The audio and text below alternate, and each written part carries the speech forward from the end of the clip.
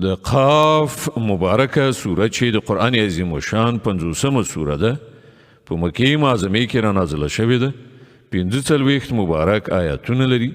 تلاوت او پښتو ترجمه یې له لومړي آیت څخه اورئ. بسم الله الرحمن الرحیم.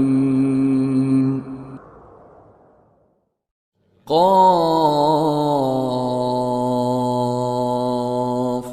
والقرآن المجید. قاف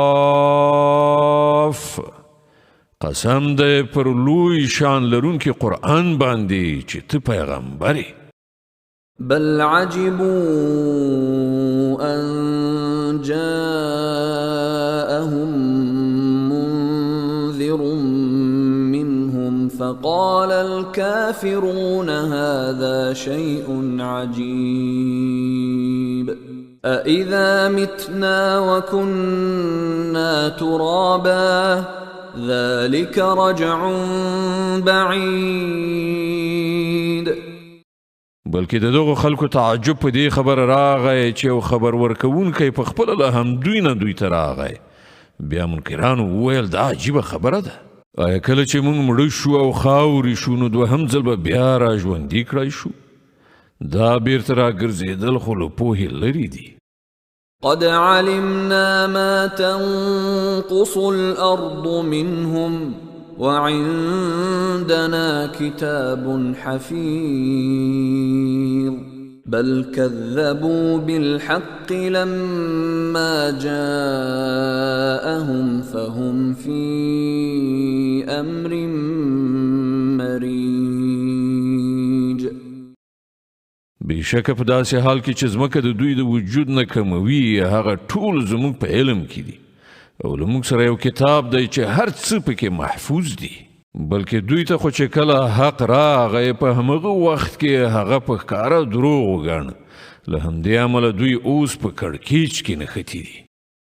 أفلم ينظروا إلى السماء فوقهم كيف بنيناها وزيناها وما لها من فروج والأرض مددناها وألقينا فيها رواسي وأنبتنا فيها من كل زوج بهيج تبصرة وذكرى لكل عبد منيب.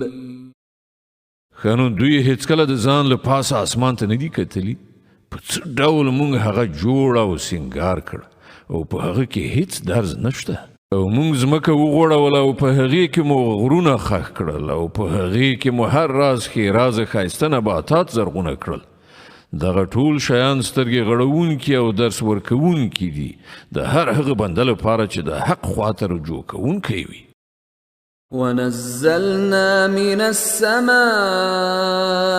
ماء مباركا فأنبتنا به جنات وحب الحصيد والنخل باسقات لها طلع نضيد رزقا للعباد وأحيينا به بلدة ميتا كذلك الخروج.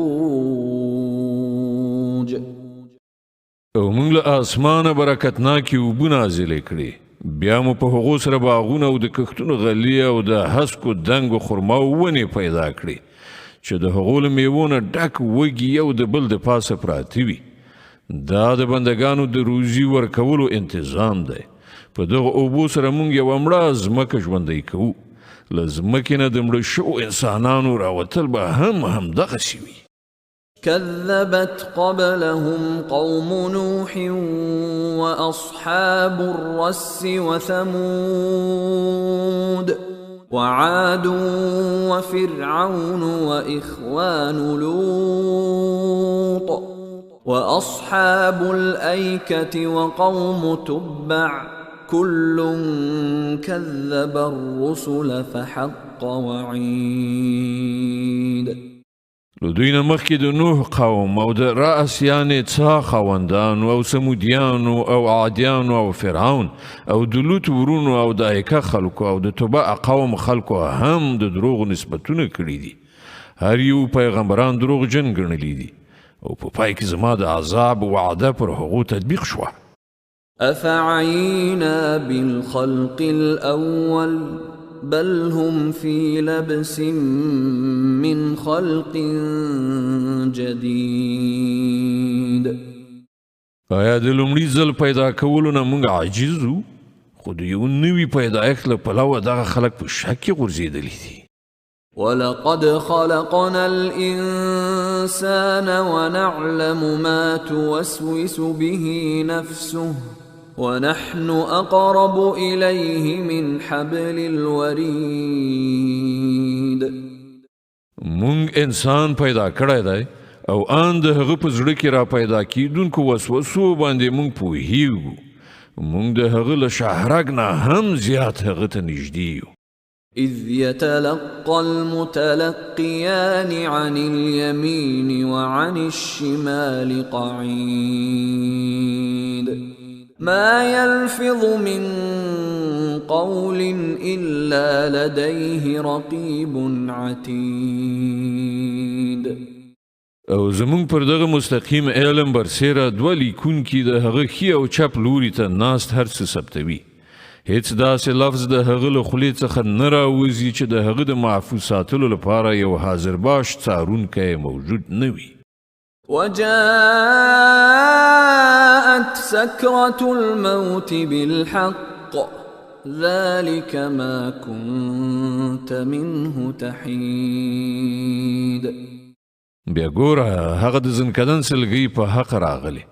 دا همغه شی دی چې ته ترېنه تښتېدلې، یعنی د هغه پر راتګ د ایمان نه درلود. ونفخ في الصور ذلك يوم الوعيد وجاءت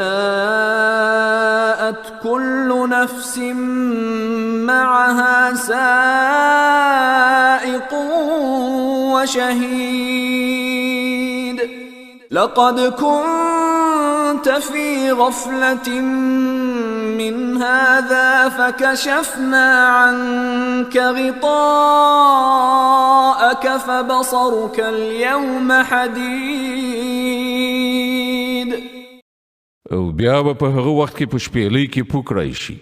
دا د هغه ورځ چې تا ته ترې ویره درکول کېده او هر څوک په داسې حال کې راغی چې له هغو سره یو سوق کوونکی دی او یو شاهدي ویونکی. ورته ویل کېږي د دغې ورځې له پلوه ته په غفلت کې وې. مونږ هغه پرده لرې کړه چې ستا په مخ کې پرته وه او نن ستا نظر ښه تیز دی. وقال قرينه هذا ما لدي عتيد. ألقيا في جهنم كل كفار عنيد مناع للخير معتد مريب. الذي جعل مع الله إلها آخر فألقياه في العذاب الشديد. د هغه ملګري عرض وکړ دا د هغه د اعمالو دفتر چې ماته سپارل شوی و حاضر دی. امر وشو وغورځوئ په دوزخ کې هر سخت کافر چې له حق سره یې دښمني درلودله، د خیر مخنیونکی او له حده تېرېدونکی و، په شک کې غورځېدلی و، له الله سره یې کوم بل څوک خدای ګرځولی و، وغورځوئ هغه په سخت عذاب کې. قال قرينه ربنا ما أطغيته ولكن كان في ضلال بعيد. قال لا تختصموا لدي وقد قدمت إليكم بالوعيد. د هغه انډیوال به ووایي خدایه ما دی نه و سرکشه کړی بلکې دی په خپله په لرې ګمراهۍ کې غورځېدلی و. په ځواب کې به وفرمایي زما په وړاندې جګړه مه کوئ ما تاسې مخکې له بد عاقبت نه خبردار کړي وئ. ما يبدل القول لدي وما أنا بظلام للعبيد. زما په وړاندې خبره نه بدلیږي او زه په خپلو بندګانو هیڅ ظالم نه یم. يوم نقول لجهنم هل امتلأت وتقول هل من مزيد. هغه ورځ چې موږ له دوزخ نه پوښتنه وکړو آیا ته ډک شوې او هغه ووایي نور څه شته. وأزلفت الجنة للمتقين غير بعيد هذا ما توعدون لكل أواب حفيظ من خشي الرحمن بالغيب وجاء بقلب منيب ادخلوها بسلام ذلك يوم الخلود لهم ما يشاءون فيها ولدينا مزيد.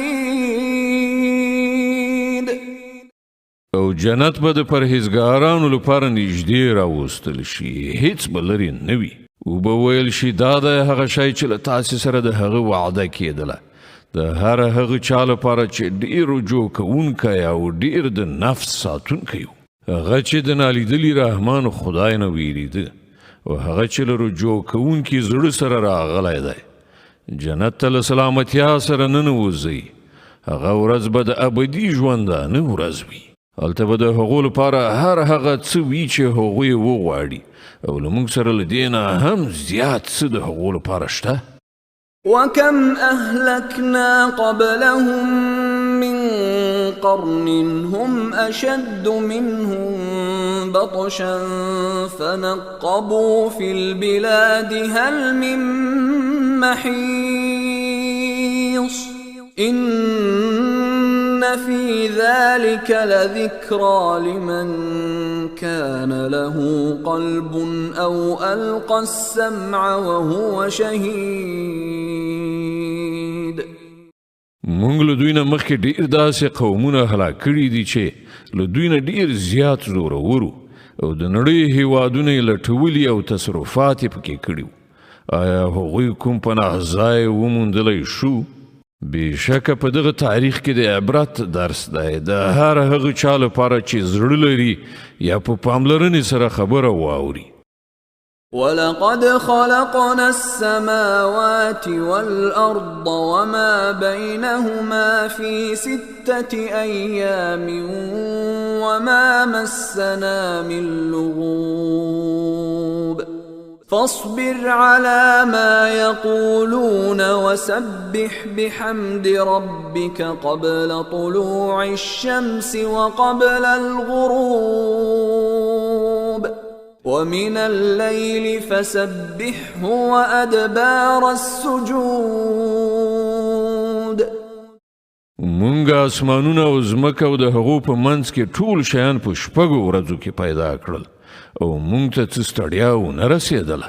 نو ای پیغمبره دغه خلک چې کومې خبرې جوړوي پر هغو صبر وکړه او د خپل پروردګار له ثنا ستاینې سره د هغه پاکي بیانوه له لمر ختو او لمر پرېوتو نه مخکې او د شپې له مخې بیا د هغه پاکي بیانه کړه او له سجده کولو نه له وزګارېدو څخه وروسته هم. واستمع يوم ينادي المناد من مكان قريب يوم يسمعون الصيحة بالحق ذلك يوم الخروج. او واوره په کومه ورځ چې به د هر چا له نږدې ځای نه غږ کوونکی غږ وکړي په هغه ورځ چې ټول خلک به د حشر چیغه سمه صحیح اوري هغه به له ځمکې نه د مړو د راوتلو ورځ وي. إنا نحن نحيي ونميت وإلينا المصير يوم تشقق الأرض عنهم سراعا ذلك حشر علينا يسير. همدا مونږ ژوند بخو او همدا مونږ مرګ ورکو او همدا زمونږ لوري ته په هغه ورځ راګرځېدل دي کله چې ځمکه وچې وي او خلک د هغې نه په راوتلو په بیړه بیړه منډې وهونکي وي. دغه حشر زمونږ لپاره ډېر آسان دی. نحن أعلم بما يقولون وما أنت عليهم بجبار فذكر بالقرآن من يخاف وعيد. ای پیغمبره دوی چې کومې خبرې جوړوي موږ ورباندې ښه پوهیږو او ستا وظیفه په هغو باندې په زوره خبره منل یعنې اسلام ته اړول نه دي. فقط د دغه قرآن په وسیله هر هغه چاته نصیحت وکړه چې زما له عذاب نه په ویرولو سره ویریږي.